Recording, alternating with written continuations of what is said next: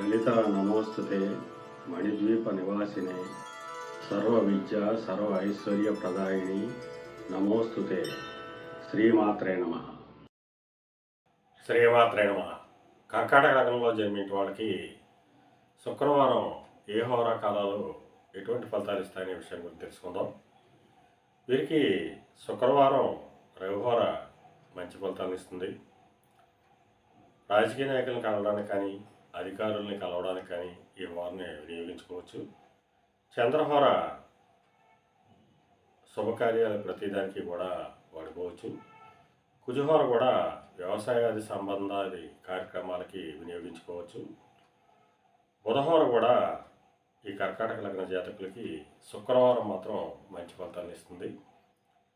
అలాగే శుక్రహోర కూడా ఈ శుక్రవారం కర్కాటక లగ్న జాతకులకి మంచి అద్భుతమైనటువంటి ఫలితాలను ఇచ్చేటువంటి అవకాశం ఉంటుంది. గురుహోర మాత్రం వ్యతిరేకమైనటువంటి ఫలితాలు ఇచ్చేటువంటి అవకాశం ఉంటుంది.